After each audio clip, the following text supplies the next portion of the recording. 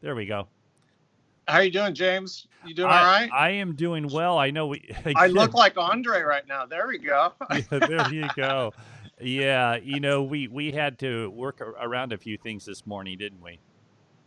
Yeah, very good. Hey, so great discussion last night with Dobble. It was a lot of fun. It was a good time. Yeah, so motivating. And Perseverance and determination. That's kind of what we need right now, isn't it? yeah, absolutely. What is one of your favorite stories in your career? Just say that one more You time. don't got one. I got one. Say that one What is more one time. of your favorite stories in your dental career? One of my favorite is that it's kind of like a journey over time of where when you go to dental school, you have this future dream of what you want to do, right?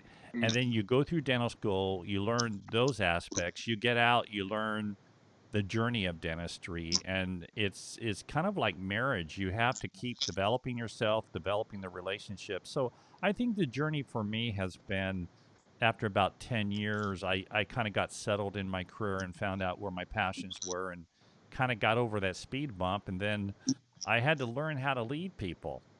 And that's kind of what I think the leading thing has been the greatest growth for me through the years. And particularly since El Paso the other night, and I need to do something here in respect for you because I didn't realize I was on the edge of El Paso, so I went out and got an El Paso hat. And Look at that. That's I you're a just real life Texan, there, I brother. just I just want to be appropriate for today's event, and what do you think, Todd? Well, just because of that, I gotta show you. I gotta go into my office here real quick. I figured out how I'm gonna solve this virus calamity with. Um, we're all worried about our PP and everything. I got mine right here. Oh, there you go. Oh, there, Oh, my glasses came off. there you go. There we go.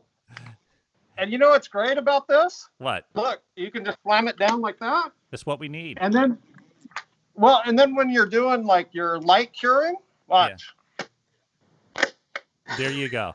Right there. And, Am I right? Look at that. let's make that voice activated, and that way it'll keep your hands free. And Yeah, no doubt. I won't be able to breathe very well. I don't know if my loops will fit in there, but hey, I love your cowboy hat. Was that custom made? yeah, what do you think? I probably for somebody else, maybe. Hey, my friend Jim, we got a great guy today. Andre Shirdan. He's one of my favorites. He's Yeah. lectured here. I've learned so much about practice management software, but also how to run my practice. He's got a big following on Facebook. He's got Andre's field guide for EagleSoft, and Yeah. let's bring this guy on because there's a lot of people want to hear what this guy has to say. I'm so looking forward to it. And I was looking at his Facebook site this morning and just getting so motivated. And I'm looking so forward to this. So here we are, Andre. Thank you There for he being is. with. Hey, is it okay if I keep my cowboy hat on? I'm kind of. I love it. I love it. Yeah, no, I'm feeling really good. It's the right color. I only wear black, so I love it. Yeah. Hey, so Well- welcome aboard. Go for it, Todd. Andre, why don't you tell everybody kind of what your background is and how you've ended up where you're at, and give us some motivation on what you know about dentistry. Well, it's so funny. I is kind of the date that I'm counting as the start of this whole crisis we're going through. And I was updating a deck of slides that I do as an intro. And I went back and I looked at, this is my 31st year in dentistry. Oh my goodness. Oh my goodness. Yeah, 31 years in dentistry as of March. And some of the trials and tribulations that I've gone through are like, I came into this business having no idea what I was talking, what dentistry was other than cleaning my teeth when I went to my brother-in-law's office. My brother-in-law said, can you come help me with my practice? And I had no idea what I was doing. I just kind of came into the business thinking, oh yeah, I know how to, I know how to brush my teeth. This should be all I need to know. And this is 31 years later of really learning from you guys, learning from the experts out there, learning from people, taking those things and incorporating what I knew in dentistry and what I knew outside of dentistry and building these processes so I could help other people. So really, it's to me, it's always been a give back. It's recirculate that information into usable chunks and then give it back to the community. Yeah. Will you do me a favor? I think you glossed over that a little much. Can you just give a quick summary of where you came? Because this is important, James. Where you came from and how you got into dentistry and what happened. So I started out in doing high-end retail, like really high-end, like $10,000 ball gowns. I mean, I dressed some of the most famous people around. The story I always tell people, because most people don't know because of time, a lot of the people who I worked with. But I always say I was the one who helped dress Will Smith for his 21st birthday. So that's kind of my claim to fame. And going from that to being taught customer service skills at Disney, customer service skills at Ritz-Carlton, and then having my dentist say, "Hey, could you help me out?" And the backstory to that is he married my sister, so he became my brother-in-law, became a family. Yeah, and I said, "Sure, I'll be happy to stop by the office one day and help you." And that one day was 31 years ago. So I dropped everything I knew about any other business aspect in the world to come into dentistry and help my brother-in-law. It was a huge leap, but it was a leap that was like everything else that I've done in my life. It's sort of, I hit a wall, and instead of stopping at that wall, I find a way to utilize that wall as leverage to get to the next step. And that's what I was thinking, jumping into that. I worked with him for 5 years and had this really horrific car accident, left working in the office to start a consulting company, did consulting up to a really high level until 9/11 happened. 9/11 happened and I couldn't travel anymore. So I stopped my career in that and went into basically venture capital, angel investing, and teaching other people how to kind of run their businesses in and out of dentistry. And that happened until I had a non-compete in dentistry and really couldn't do anything, and went to work for Patterson believe it or not, for 10 years. And that's where I started with CAD/CAM. That's where I met you guys in CAD/CAM, in software training and digital training, and did that until 2016 when I retired again. And now I'm just doing this for fun. This is just my give back. This is all the things that my brother-in-law taught me, all the things that I learned across the country, is really just giving back to the people who I've worked with over the years. Yeah, well, as far as giving back, you're a humble man. I mean, I would be. You're much more than you're making yourself out to be. James, he came into our office and within about an hour said, "You need to do this. You need to do this. You need to do this." And it just with the hour that he kind of helped us with. I mean, you wouldn't believe how much better it made it for us. And so, Andre, you are a leader in this community at a level that probably a lot of dentists can't actually reach out because you deal with a lot of team members and their issues. And so, what is your message to them through all of this, and what it's going to be like for them to come out of all of it? Well, I'm hopeful, and again, I've seen a lot of these changes. I went through the AIDS, HIV epidemic in dentistry. And, to me, these are walls that when we hit them, we've got to find a way to utilize that wall as leverage to the next step. The great thing is I've had so many of the doctors who I typically don't talk to one-on-one. I usually talk through the team members. I've had a lot of doctors who've reached out to say, "Hey, I need your help, because I've never had to do some of these things. I've never had to process an insurance form or cancel an appointment or look into this."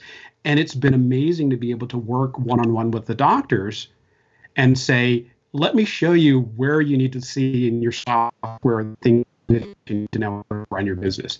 This is now first-hand information instead of second-hand information. Mm-hmm. So I think we're going to come out of this with a lot of entrepreneurs who are a lot more in tune with their businesses. And good or bad, I think this is a great thing for the business. Yeah, and I think it's going to be good for a lot of marriages too. Yeah. Good or bad, who knows? Yeah. But no, so let's say a small practice, maybe 1 or 2 doctors, maybe 10 employees, something like that, a couple hygienists. What is probably the one thing you see that they need to do first, like the main thing that they need to get their team together? Because I know there's a lot of confusion right now. Yeah. Yeah. Well, one of the things I see, and I see it all over Facebook, is one of the things we're going to have to release the anger that we have towards the government, towards what's happening with PPE. I think we're going to have to release that, because if we come back angry at what we have to do in order to move forward, I think our patients are going to feel that and feel resentful, because a lot of our patients feel left out. Right. I mean, especially, and I tried on March 17th, I saw a lot of people say we're closed. And the first thing I thought from a customer service standpoint is, please stop saying you're closed. You're unavailable for elective treatment, but we're always here for you when it comes to emergencies. I see. I mean, I called my doctor, and who I go to for a dentist, and I said, so what are you up to? And he said, well, I'm here for you if you need me. And that's what I needed to hear. And I think all of our patients needed to hear that. And I call other people, and they say, "Oh, call me back. I need your help." And I call, and the answering machine says they're closed. Well, immediately I go, "Oh, they're closed. Bye." Instead of thinking they're there, but they're just not available for treatment. Yeah. So I think customer service is where we're going to need to really focus, and get back to the one-on-one relationship, because it's going to be every time. We're going to have to go in with different PPE. This is going to be a different time for patients, and for us too. But I think we have to let them know this is business as usual with a different slant. Yeah. How do you see the flow in the typical waiting room now? I'm hoping it doesn't change much, but as a former, or I would say as a recovering front desk person, I would love to have a piece of tape around my desk showing like the 6-foot radius to say, don't get that close to me. I think I was always a huge proponent of getting rid of the glass, partitions at a front desk. And now I realize maybe there's going to be plexiglass there. But I think we've got to be a little bit more aware of it. We've got to be a little bit more aware of the clipboards, if we're using clipboards in the practice, which I hate.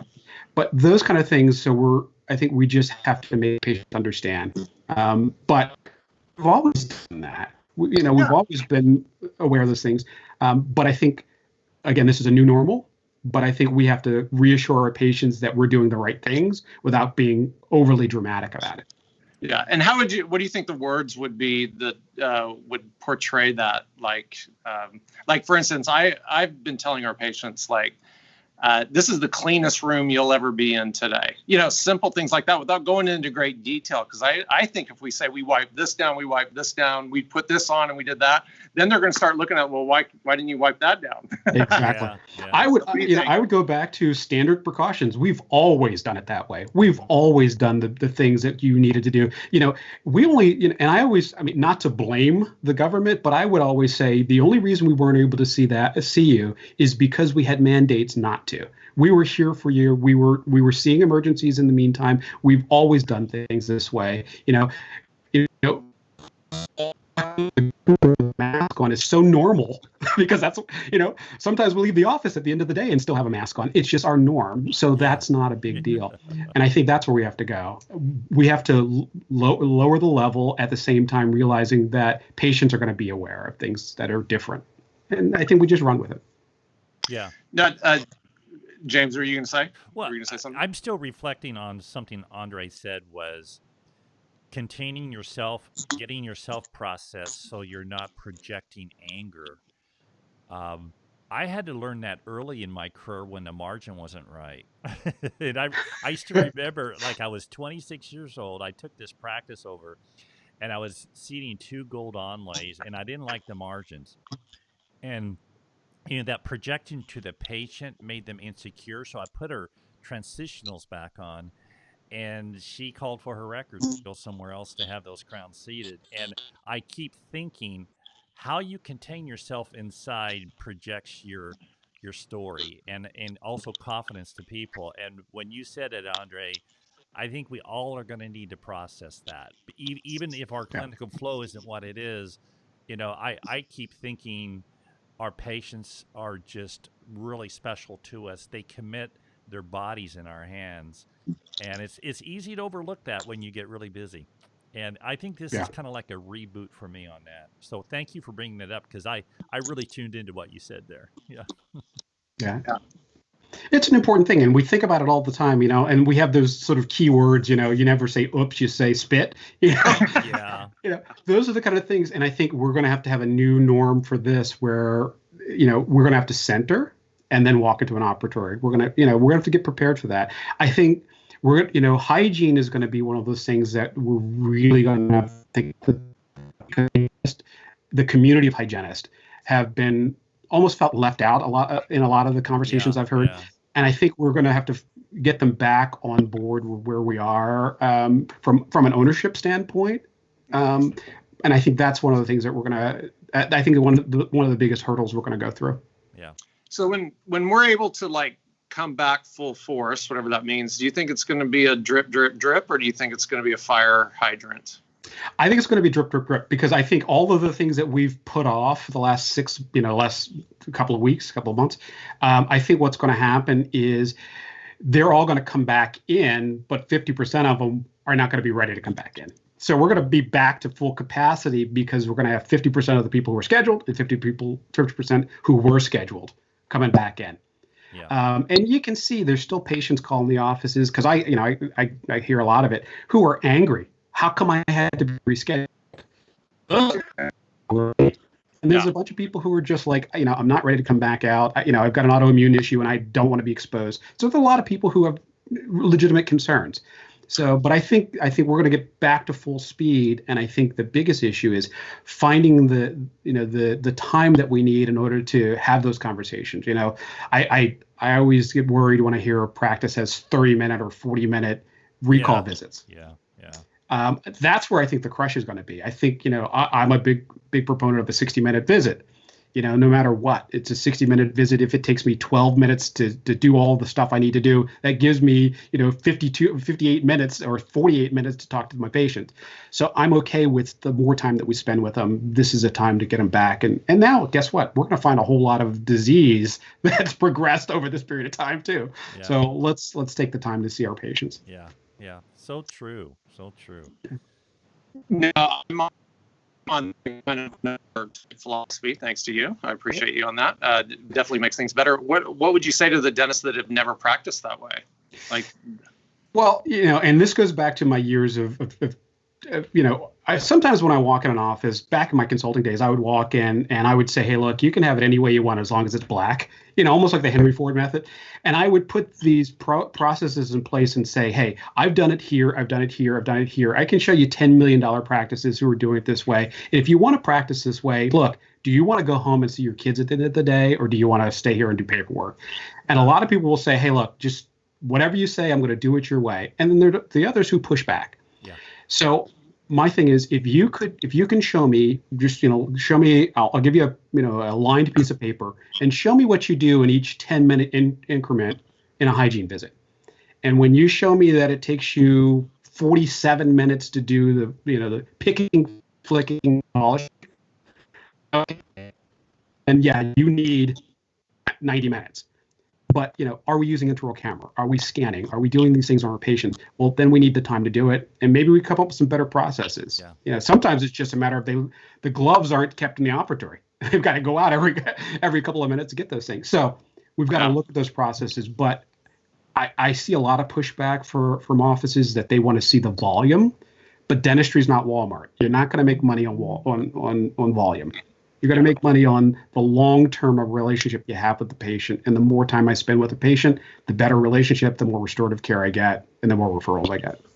So what are the main discussions you're seeing on your Facebook page right now, the Field Guide? What is the main things?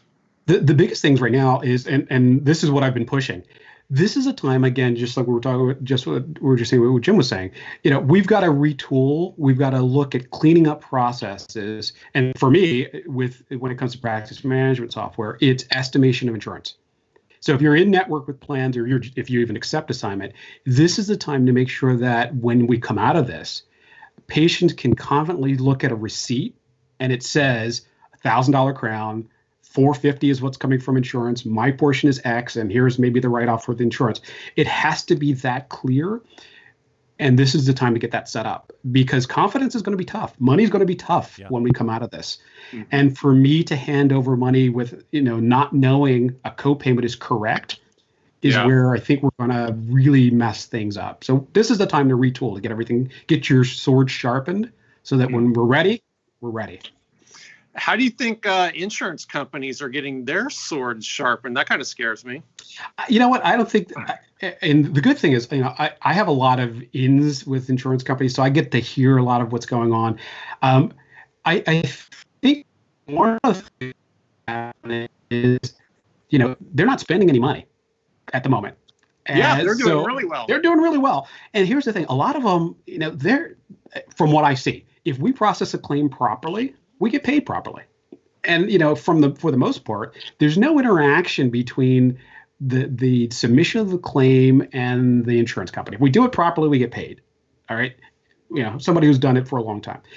If we try to do something new, which I think a lot of offices are trying to do, Tele Dentistry, they're trying to do some other things. Insurance companies are going to find a reason, and we, especially from the CAD/CAM side, we saw all that when we went from 2750 PFMs to 2740s. Insurance companies went, "Whoa, yeah, there's no way," and they denied every claim.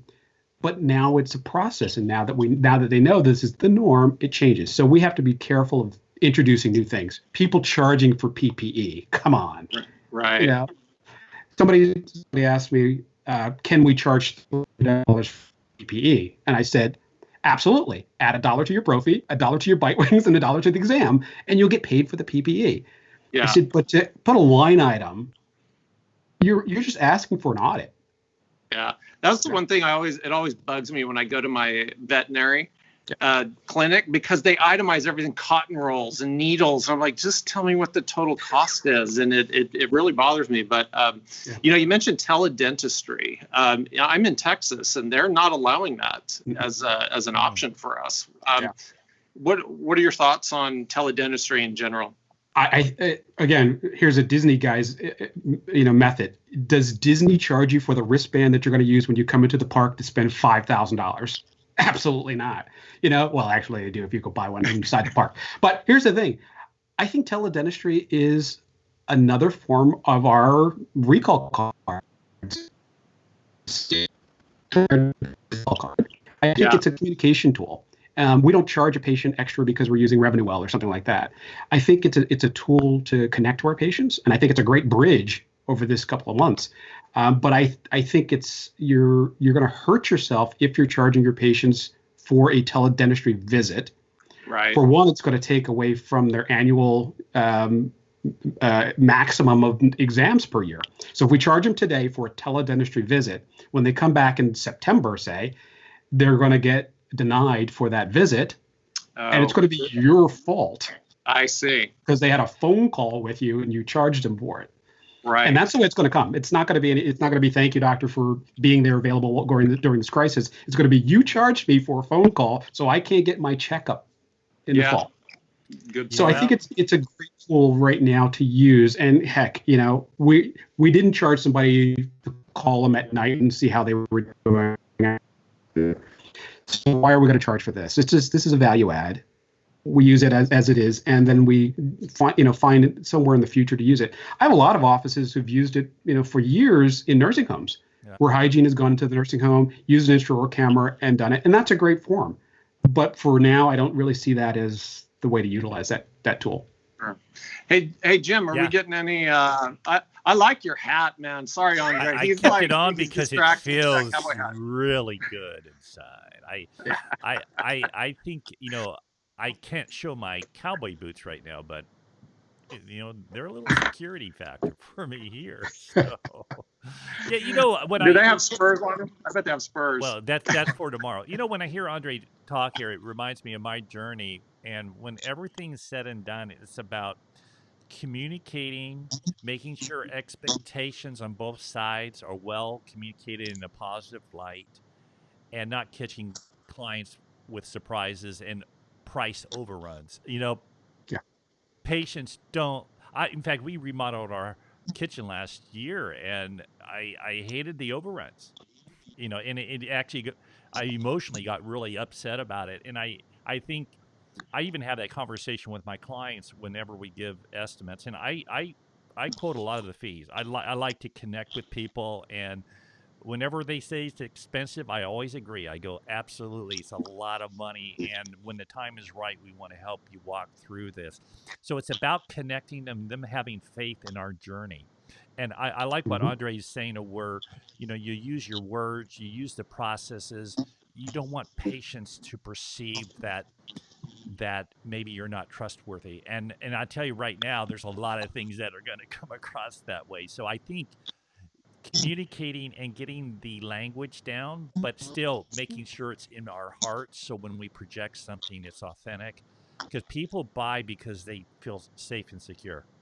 And Exactly. I've always used that concept in my journey, and I've had to learn that. I remember, Andre, you'll like to hear this. Earlier in my career, I was taking some classes from a lot of great people, and I love to sit at your feet for a month or two because I just learned things. But I remember one lady was saying, she goes, "You sound just like a used car salesperson," because Oh, I was trying to develop my language, and fast forward 20 some years, I've learned that the language has to be in here. Sure, you do the homework here, but the homework here has to go to the heart connection. And when we can connect that way, it just I wish I could start over with where I am now, but that's the journey of life. yeah. Um, well, you can be a cowboy. I love it. You just go right ahead, buddy. Yippee ki yay! All There right. it is. Hey, are there any comments? Are there any comments coming We through? we have a lot of love coming through, and everyone's saying, I'm sure. Gary Severance, haven't seen you in a while, and a lot of Hi, Gary. background there. Yeah. He says, great job to all. So this is great. And your helmet sure took a hit. Well, I think I broke my glasses. I think I'm gonna have to get some new glasses. I gotta go Oh. dig some out. Hey, Andre, you got any last words or Yeah. anything? You were great, brother. Yeah, hey, like I said, this is the time to retool. This is a time, again, this is a great time to reach out for language skills. This is a great time to talk about your brand, so that when you come back, you're very clear. I think we're going to have a lot of staff changes. I really do, across the country. I think we're going to have a lot of staff changes. This is a great time to get everybody on the same page. Utilize some of these formats like we're talking about, Skype, Zoom, those kind of things. Get your crew together and talk about what the future benefit, and get everybody working together on the same page. Wow. Yep. Awesome, man. Good seeing you guys. Man, you too. Thanks Andre, so much. We're gonna have you on again. Thanks for coming in and sharing yourself today. Yeah. And we want to Thanks, connect man. again. We know we're up and running. There's going to be a lot of questions, and we'd I know. love to share you with our audience. And thanks for being here today. We really appreciate it. It's my pleasure. Thanks, brother. Good Appreciate you. Hey, James, Yeah. we got Sarah Jock in here in a little bit. So Yeah. we're gonna turn off and then get connected with her. But just as a reminder, we've got one of Andre's actually good friends, Alex Nudell. He's going to be on tomorrow. And then we got Twan Pham on Wednesday. He's the Dental Maverick. And then Adam Nolte will also be on Wednesday. So we got more coming. I mean, I'm not going to give the whole. We've got a lot of signed up, and if there's anybody out there that wants to be on our show, just reach out to me or James, and we'll get you set up. So, How would man, you I'm jealous of that hat. do you want them to reach out to you? You want to give your any reach out contact information here? Not to these people. No, you can reach me on Facebook or Todd@digitalenamel.com. Yeah, they're on Facebook, and message Todd, and we'll get there. So we're going to sign off here, kind of get ready for our next experience. But thanks, Todd, for working through today, and we're working with bandwidth issues, aren't we? So, but it's a learning process, and I'm having a lot of fun. So we'll sign off here, and we will see you folks in a few moments. If you can't watch it, it's going to be up and embedded into Digital Enamel and also the CADStar Facebook site. And so we'll talk to you folks later. Bye now. Love you. Stay safe.